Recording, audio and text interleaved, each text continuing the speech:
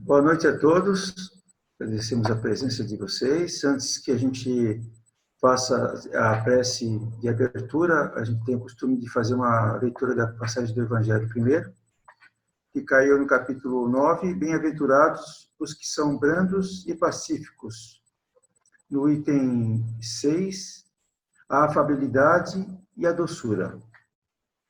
A benevolência para com os seus semelhantes, fruto do amor ao próximo, produz a afabilidade e a doçura, que lhes são as formas de manifestar-se. Entretanto, nem sempre há que fiar nas aparências. A educação e a frequentação do mundo pode dar ao homem o verniz dessas qualidades. Quantos há cuja fingida bonomia não passa de máscara para o exterior, de uma roupagem cujo talhe primoroso dissimula as deformidades interiores. O mundo está cheio dessas criaturas que têm nos lábios o sorriso e no coração o veneno, que são brandas desde que nada as agaste, mas que mordem à menor contrariedade, cuja língua, de ouro quando falam pela frente, se muda em dardo peçonhento quando estão por detrás. A essa classe também pertencem esses homens de exterior benigno, que tiranos domésticos fazem que suas famílias e seus subordinados lhes sofram o peso do orgulho e do despotismo, como a quererem desforrar-se dos constrangimentos que fora de casa se impõem a si mesmos, não se atrevendo a usar de autoridade para com os estranhos que os chamariam à ordem, acham que, pelo menos, devem fazer-se temidos daqueles que lhes não podem resistir. Envaidecem-se de poderem dizer, aqui mando, eu sou obedecido, sem lhes ocorrer que poderiam acrescentar, e sou detestado. Não basta que dos lábios mandem leite e mel, se o coração de modo algum lhes está associado, só há hipocrisia. Aquele cuja afabilidade e doçura não são fingidas nunca se desmente. É o mesmo tanto em sociedade como na intimidade. Esse, aos demais, sabe que se pelas aparências se consegue enganar os homens. A Deus ninguém engana. Lázaro, Paris, 1861. Que assim seja. Então, meus irmãos, com os nossos pensamentos elevados a Deus, nosso Pai, a Jesus, nosso Mestre amado e Irmão Maior, aos mentores do nosso grupo espírita Ninho de Amor e de Luz, vamos agradecer mais uma vez essa oportunidade de estarmos aqui reunidos em nome de Deus. Na noite de hoje, a gente aprendeu um pouquinho mais sobre essa doutrina que tanto nos ampara e que tanto nos ilumina o caminho, nos mostra o caminho. Então, agradecendo a Deus, nós vamos dar por início a nossa reunião da noite de hoje com a nossa irmã Jadna, do Centro Espírita, falei o nome agora, de Libertação de Orleans, e ela vai deixar o seu recado da noite de hoje para nós. Fique à vontade, esse grupo aqui é todo seu, pode dar o seu recado. Muito obrigado pela sua presença, desde já. Eu que agradeço, né? Uma boa noite para todos, e a gente realmente agradece pela oportunidade. A gente costuma dizer que quando a gente se propõe a falar um pouquinho sobre essa doutrina, com certeza somos nós que falamos quem mais precisamos e quem mais aprendemos. Então, realmente, a gente só tem a agradecer pela oportunidade, né? Bem, nosso tema é por que adoecemos? Todos nós temos a clareza do quanto a doutrina espírita ela é consoladora. E muitas situações vivenciadas por nós ao longo do nosso dia a dia, situações difíceis muitas vezes, nós acabamos superando de uma forma talvez um pouco mais serena, um pouco mais tranquila, porque conhecemos um pouquinho essa doutrina. Mas quando a doença bate à nossa porta, não na porta do nosso vizinho, né? Mas a nossa porta. Porque quando é com o nosso vizinho, é muito fácil a gente encontrar explicação na doutrina espírita, a gente encontrar consolo na doutrina espírita, mas quando é conosco ou com algum familiar nosso, com aqueles que nós amamos, aí nem sempre nós encontramos a explicação, nem sempre nós encontramos consolo. Então, esse é o nosso convite hoje, né? Que a gente possa juntos refletir sobre esse tema e, dessa forma, ampliar um pouquinho os nossos conceitos, ampliar a nossa visão e, quem sabe também, mudar a nossa conduta quando essa situação chegar para cada um de nós, né? Bem, e a nossa fala de hoje, ela foi embasada principalmente, na verdade não é uma palestra, né? É um estudo que eu fiz e que eu estou aqui compartilhando com vocês. Então, esse estudo, ele foi embasado na fala do Dr. Décio Iandolin Júnior. O Dr. Décio, com certeza muitos de vocês acompanham, assistem as palestras dele, né? Através do YouTube. O Dr. Décio hoje ele é um dos grandes divulgadores da doutrina espírita por meio das suas palestras, por meio dos livros escritos por ele. Ele é médico, especialista em cirurgia geral do aparelho digestivo. E hoje o Dr. Décio também, ele é o atual presidente da Associação Médica Espírita do Mato Grosso do Sul e atual vice-presidente da Associação Médica Espírita Internacional. Bem, qual é, então, a definição de saúde, de acordo com a Organização Mundial de Saúde?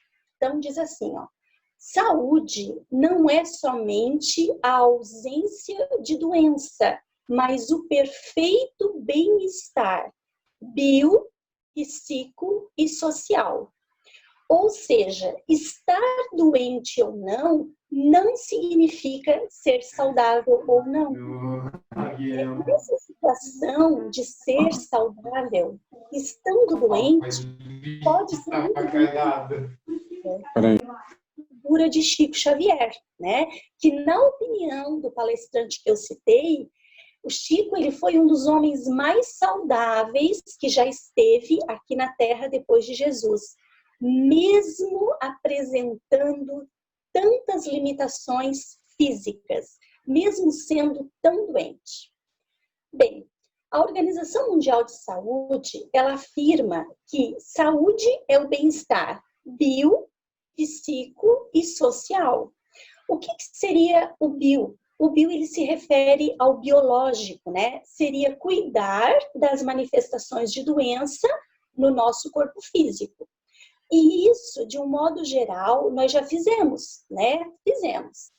O psíquico, nós não cuidamos tão bem assim. Nós estamos melhorando, né? Mas ainda somos um pouco resistentes a procurar o psicólogo quando nós precisamos dele, ou o psiquiatra, né? Mas estamos melhorando. E o social seria, então, a necessidade de melhorar as condições de vida, as condições de saúde, junto à comunidade de um modo geral, com condições melhores, condições sanitárias, por exemplo. E as unidades de saúde estão cada vez mais promovendo, né, campanhas nesse sentido, campanhas de vacinação. Seria, então, o social, a melhoria de vida junto à comunidade. Bem, mas esse conceito de saúde, ele ainda não está completo. E a própria Organização Mundial de Saúde, ela vem propor a ampliação desse conceito. Ela propõe que, além do bio, do psíquico e do social, que seja incluído aí a questão ecológica e a questão espiritual. O ecológico, todos nós sabemos, né, que por razões óbvias, porque as condições do ambiente, elas influem diretamente na nossa saúde.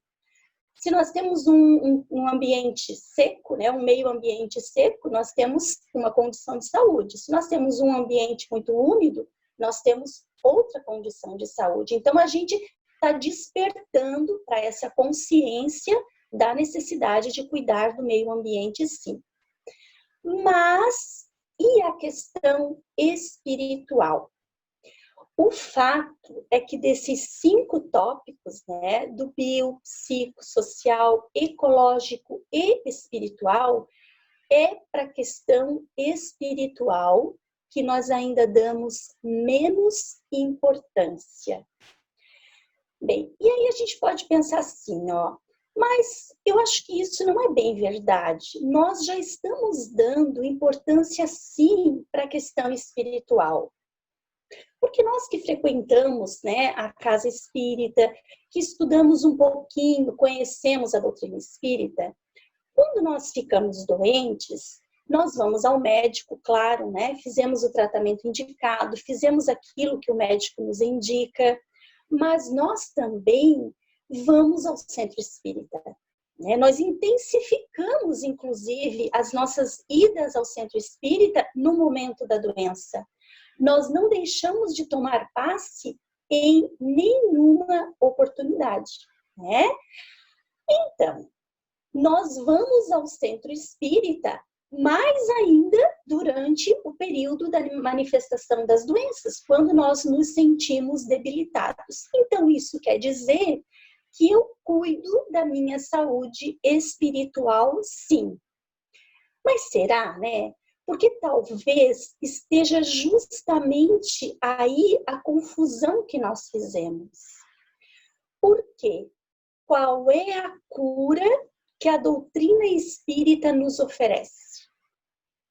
E qual é a cura que nós buscamos na doutrina espírita quando vamos ao centro espírita?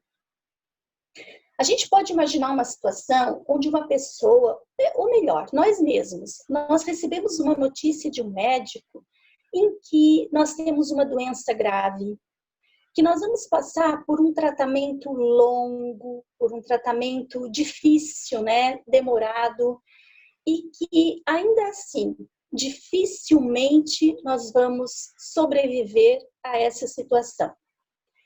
Então, nós buscamos um centro espírita, buscamos a doutrina espírita. Bem, em primeiro lugar, que bom, né? Que bom que a gente tem esse recurso, que bom que nós vamos também ao centro espírita, além de fazermos o tratamento médico. Mas nós vamos, numa condição dessa, buscar a doutrina espírita para tentar a cura da nossa alma? Ou será que nós procuramos o centro espírita esperando a cura do nosso corpo físico? Esperando que, de preferência, né, ali no momento do passe, que venha um anjo do céu e tire a doença de nós. Vamos falar a verdade, né? A maioria de nós, a gente vai ao centro espírita nesse momento com a intenção de que o nosso corpo físico seja curado. E por que é importante buscar a saúde, a cura da nossa alma? Palavras do Dr. Décio. Nosso corpo nada mais é do que aquilo que a nossa alma diz para ele ser. Olha só, nosso corpo nada mais é do que aquilo que a nossa alma diz para ele ser. Nosso corpo biológico apenas cumpre ordens. Se as nossas células deixam de agir como deveriam, o problema está no comando. Veja só. Bem, então nós podemos pensar assim. Se o problema está aqui, né, no comando, quer dizer que aquilo que vem de fora não influencia em nada na nossa saúde? Claro que influencia. Nós sabemos que influencia sim. Mas também, para a gente refletir, nós já vimos ou já presenciamos dentro das nossas casas, talvez, situações em que 3 pessoas, uma fica muito doente, fica acamada, né? A outra fica mais ou menos doente no mesmo momento e uma terceira pessoa simplesmente não tem nada, não fica doente. Como que isso é possível se as três tiveram o contato com o mesmo vírus? O Dr. Décio costuma dizer assim, né, que essa terceira pessoa que não ficou doente, ela possivelmente, de forma inconsciente, ela deu o seguinte comando às suas células: dê um jeito nessa situação, porque eu não posso ficar doente. Essa pessoa possivelmente é a mãe, né? Eu preciso cuidar dos outros dois. Então, o que vem de fora, que é o vírus, o ambiente, ele é o estímulo. Mas a causa primária da maioria das doenças, ela está na alma. E o que é que traz a saúde da nossa alma? Por favor, só me diz se vocês estão ouvindo bem. Estão ouvindo bem? Bem. E o que é que traz, então, a saúde da nossa alma? A doutrina espírita, ela nos aponta o Evangelho de Jesus. Quando bem vivenciado por nós, ele nos traz a cura da nossa alma. E por que traz a cura da nossa alma? Porque o Evangelho, ele nos ensina como as coisas funcionam, quais energias que regem a nossa vida e como elas regem. O Evangelho nos ensina quais são os caminhos que nós devemos seguir, que nós devemos trilhar para que nós possamos encontrar a harmonia da nossa alma. Mas então quer dizer que se a minha alma estiver em equilíbrio, eu não vou ficar doente? Possivelmente a gente ficará assim, né? E mais uma vez nós podemos citar o exemplo do nosso querido Chico Xavier, que poucos nessa experiência terrena tiveram uma alma tão saudável. Quem conhece um pouquinho a história do Chico sabe disso, né? Uma alma tão saudável e um corpo físico tão doente.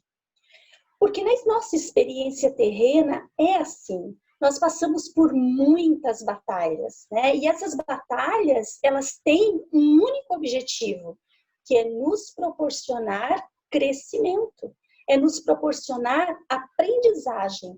E a doença, ela faz parte dessas batalhas, né? E é nos momentos de batalhas que nós mostramos a nossa força, né? As nossas forças se ampliam. É no momento de batalha que nós mostramos o nosso heroísmo. Bem, então, o que a doutrina espírita nos oferece é a cura da nossa alma. A cura do corpo físico, ela é consequência. E como que se dá esse processo de cura da alma?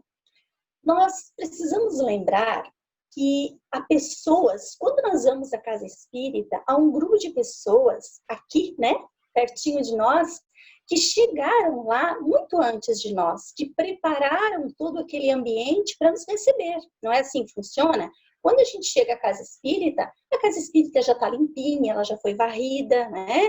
Alguém chegou, abriu antes para que arejasse, recolheu o lixo, enfim, deixou tudo organizado para nos receber.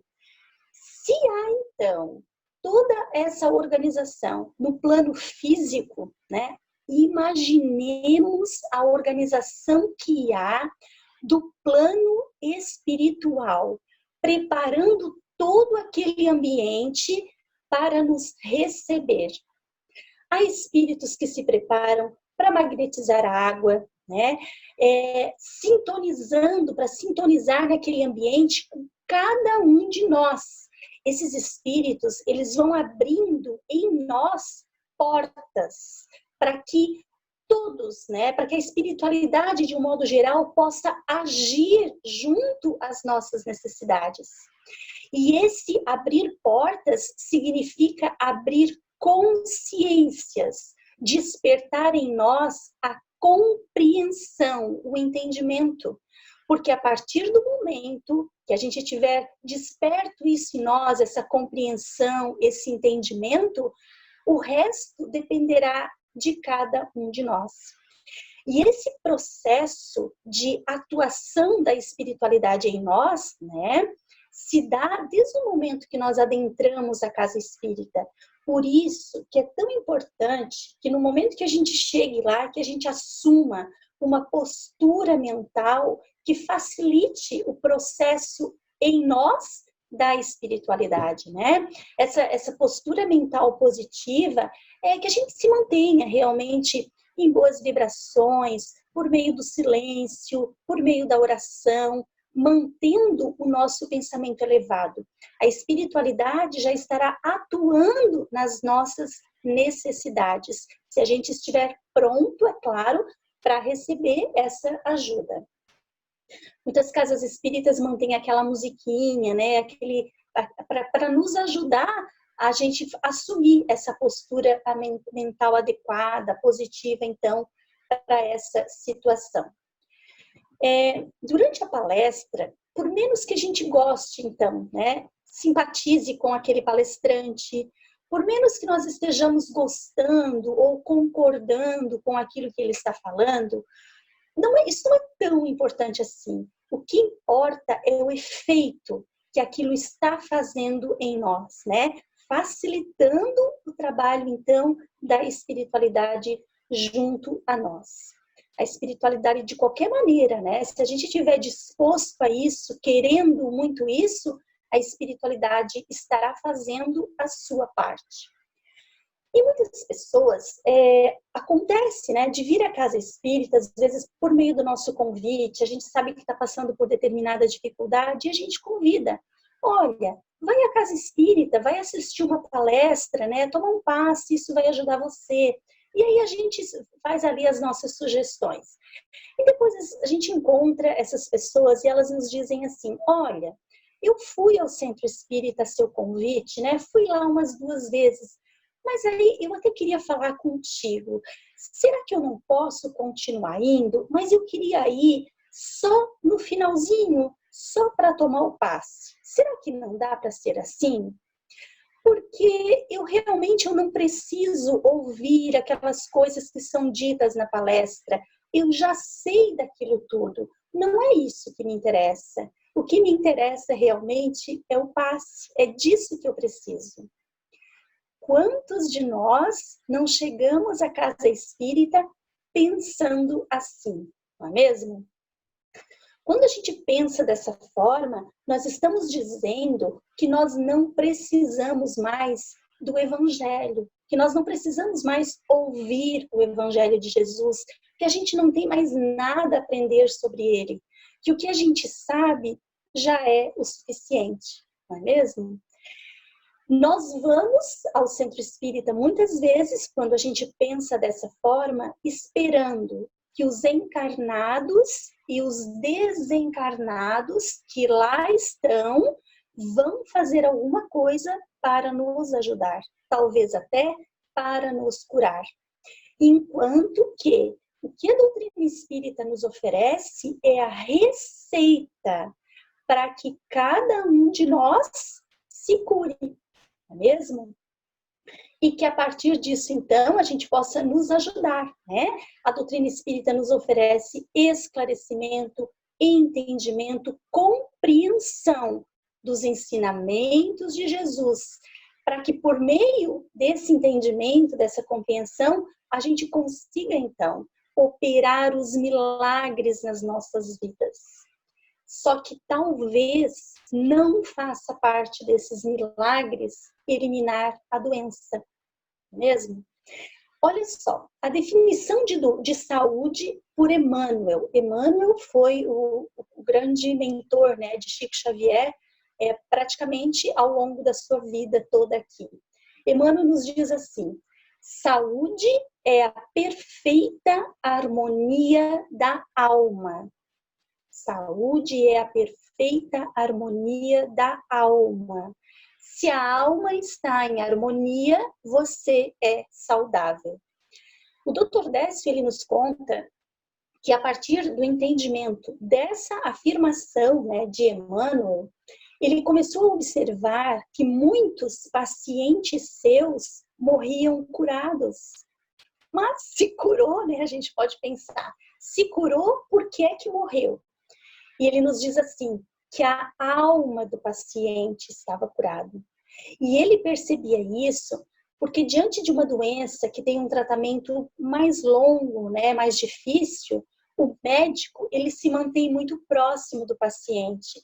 E ele podia perceber com essa proximidade que apesar da dificuldade, apesar do sofrimento, apesar da dor, aquele paciente, ele estava sereno, ele estava tranquilo, a revolta não fazia parte dele, apesar daquela situação, né?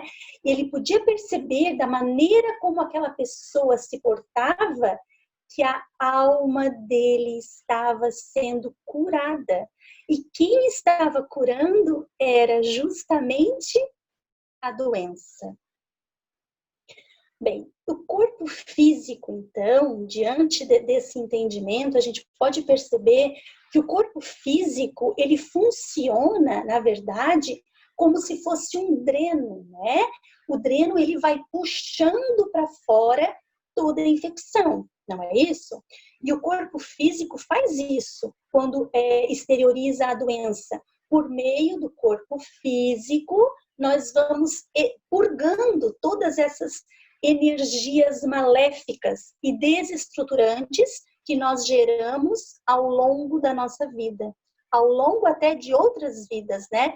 Porque muitas dessas energias, elas foram geradas ao longo de outras vidas, mas ficaram lá, bem registradas no nosso perispírito, e talvez neste momento nós estamos expressando elas, né? Expurgando essas energias.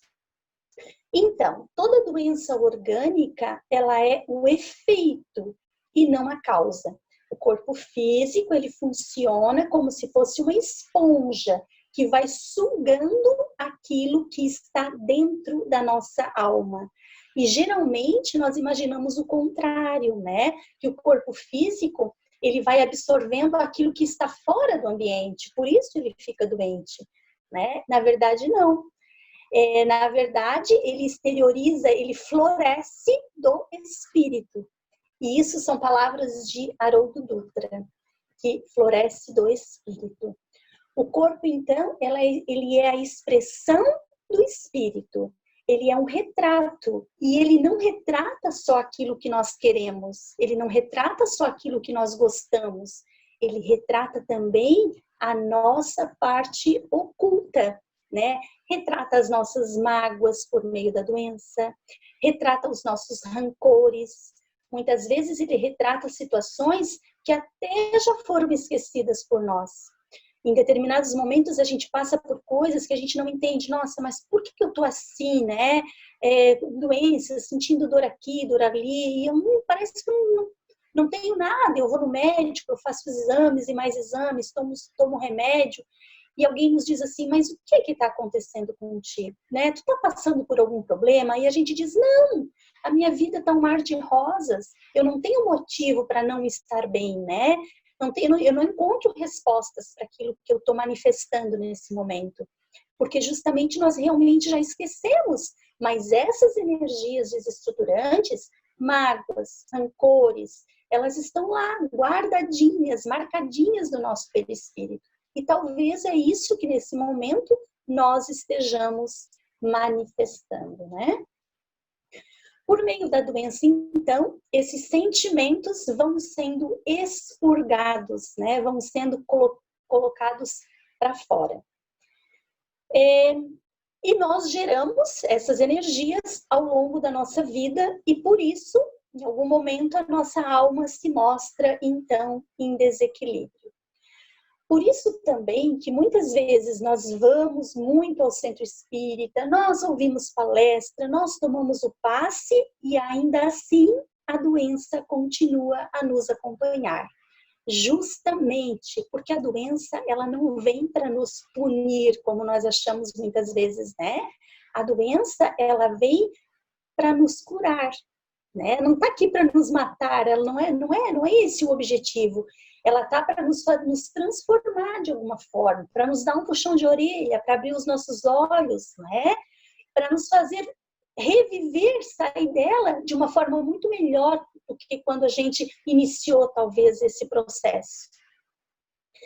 Bem, mas então quer dizer que, diante disso, que nós não devemos lutar contra a doença? Claro que sim. Só que a gente deve fazer isso de forma produtiva. Toda vez que a doença bater a nossa porta, além de nós buscarmos o tratamento, além de a gente, né, buscar a cura, a gente tem que se questionar. Qual é a mensagem? Qual é a lição? O que eu tenho que aprender convivendo, passando por essa situação?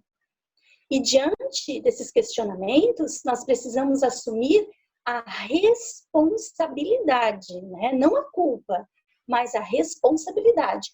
Porque a culpa, ela não tem muita utilidade, ela só serve realmente para nos martirizar. Ah, eu tô doente porque eu faço tudo errado mesmo, eu tô aprendendo que a culpa é minha, eu sou assim, eu não aprendo. Não, a culpa não ajuda em nada. Agora, se nós assumimos a responsabilidade, o que a gente vai fazer? Nós vamos planejar ações, né, para consertar aquela situação. E principalmente para não repetir mais o erro, para não passar mais por isso. E isso sim é que faz a diferença. Porque o erro nada mais é do que uma tentativa de acerto, né? É errar o alvo, é você tentar uma coisa, fazer uma coisa e acabar que sai outra. Mas não era essa a sua intenção. Então, diante do erro, a gente procura reorientar a nossa conduta, as nossas ações, os nossos sentimentos, reorientar os nossos pensamentos, né? Vigiai e orai. Bem, Jesus, quando ele promovia as curas, era isso que ele fazia. Ele reorientava. Haroldo Dutra, numa palestra falando sobre cura, ele diz assim, eu achei isso aqui maravilhoso. Jesus, quando encontra Maria de Magdala, ele encontra, na verdade, um coração feminino que se perdeu nas questões da sensualidade e da sexualidade. Um coração feminino desorientado nas questões do amor. E, por consequência, ela atraiu para si diversas entidades que se alimentavam dessas energias. Portanto, ela estava obsidiada, ela estava doente. Haviam espíritos vampirizando as suas forças sexuais. E qual seria a cura? Jesus poderia retirar os seus obsessores? Claro que Jesus podia. Ele tinha autoridade moral para isso. Só que não adiantaria, porque ele tiraria 7 e talvez voltariam 14. E Maria continuaria doente, porque ela não teria mudado a sua conduta. Ela continuaria repetindo os seus erros e continuaria atraindo, então, outros obsessores. Se manteria assim, doente. Ele poderia condenar, estabelecer regras, punir? Não resolve. É como proibir um rio de correr. Não tem como, porque aquelas energias estavam com ela. Então Cristo reorienta. Ele diz assim a ela: Maria, o que você sente é amor. Você tem fome de amor. Mais do que isso, você tem fome de amar. Então, ame. Ame muito. Porém, vou te colocar num novo roteiro. Porque você está à procura de um prazer mais intenso, mais duradouro. Ame, Maria, os deserdados do mundo. Recebe eles como se fossem teus filhos. Maria, então, a partir daí, ela passa a cuidar de leprosos abandonados pelo mundo. E toda aquela energia, todo aquele amor, ela passa a dedicar a eles.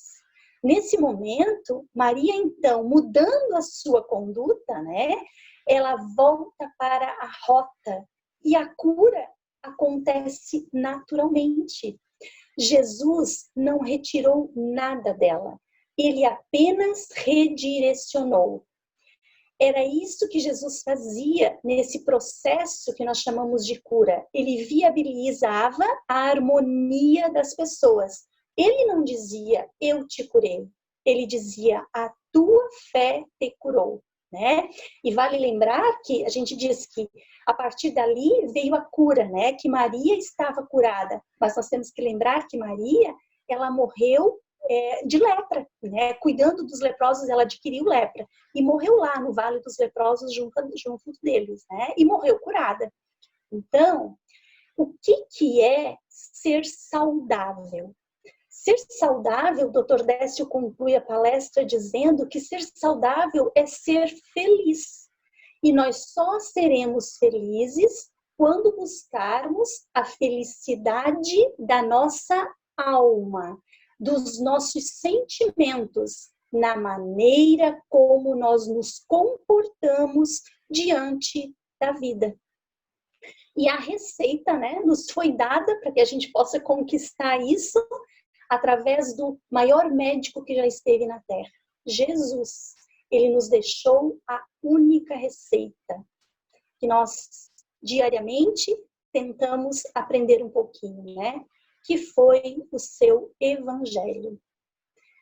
Então, o recado que nós tínhamos para hoje, para nossa reflexão, para esses poucos minutos aqui era esse.